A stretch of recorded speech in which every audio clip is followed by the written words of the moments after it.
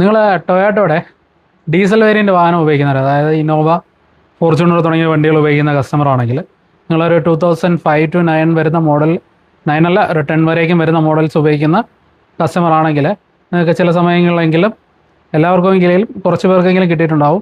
നമ്മുടെ വണ്ടി സ്റ്റാർട്ട് ചെയ്ത് റേസ് ആയി കഴിഞ്ഞാൽ പെട്ടെന്ന് വണ്ടി ഓഫായി പോവുക, അല്ലെങ്കിൽ സഡനായിട്ട് ഒരു ആക്സലറേഷൻ കൊടുക്കുന്ന സമയത്ത് വണ്ടി ഓഫായി പോവുക, ചിലപ്പോൾ ലോങ് സെൽഫിൽ സ്റ്റാർട്ടാകാതിരിക്കുക, ഇങ്ങനെയുള്ള പല പ്രശ്നങ്ങളും ഉണ്ടാവാറുണ്ട്.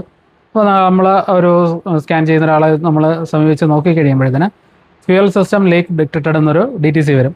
P0093 എന്ന് പറഞ്ഞൊരു DTC വരും. അപ്പോൾ അവർ വർക്ക്ഷോപ്പിൽ നോർമലായിട്ട് ചെക്ക് ചെയ്യുന്നത്, അത് വർക്ക്ഷോപ്പുകാർക്ക് ഒരു ഉപകാരപ്പെട്ടതാണ്.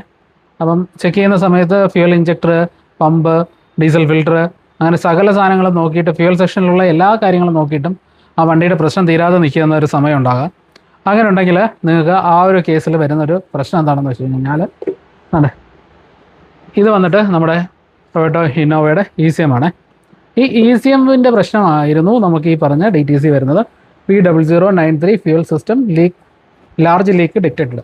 ഇതിൻ്റെ സ്കാനിങ് റിപ്പോർട്ട് ഞാൻ ഇതിനെ ചേർക്കുന്നുണ്ട്. അങ്ങനെ ഒരു കേസ് നിങ്ങൾക്ക് വരികയാണെന്നുണ്ടെങ്കിൽ നിങ്ങൾ ഈ ECM ഒന്ന് സ്വാപ്പ് ചെയ്ത് നോക്കുന്നത് നല്ലതായിരിക്കും. അങ്ങനെ ECM നിങ്ങൾ മാറി വെച്ച് നോക്കുകയാണെന്നുണ്ടെങ്കിൽ ഈ ഒരു ഭാരിച്ച ചിലവായിട്ടുള്ള ഇഞ്ചക്ടർ നോക്കൽ, പമ്പ് നോക്കൽ എന്നുള്ള കേസുകളൊക്കെ നമുക്ക് ഒഴിവാക്കാൻ പറ്റും. അങ്ങനെ എല്ലാവർക്കും പറ്റണമെന്നില്ല.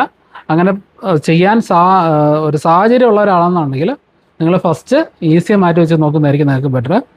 പിന്നെ ഈ പറയുന്നത് ECM മാത്രമല്ല കംപ്ലൈൻറ്റ് വരുന്നത്, ഞാൻ ആദ്യം പറഞ്ഞ സിംറ്റംസ് ഒക്കെ ഇതിന് വരാനുള്ള സാധ്യതയുണ്ട്. പക്ഷേ നമുക്ക് മോസ്റ്റ് കോമൺ ആയിട്ട് ഇപ്പോൾ ഒരു കുറച്ച് കാലമായിട്ട് ഒരുപാട് വണ്ടിക്ക് ഇതേ പ്രശ്നത്തിൽ ECM കംപ്ലൈൻ്റ് ആയിട്ട് വരുന്നതുകൊണ്ടാണ് ഇപ്പോൾ നമ്മൾ ഈ ഒരു വീഡിയോ ചെയ്തത്. അപ്പോൾ നിങ്ങൾക്ക് ആർക്കെങ്കിലും ഉപകാരപ്പെടുമെന്ന് വിശ്വസിക്കുന്നു. Thank you for watching.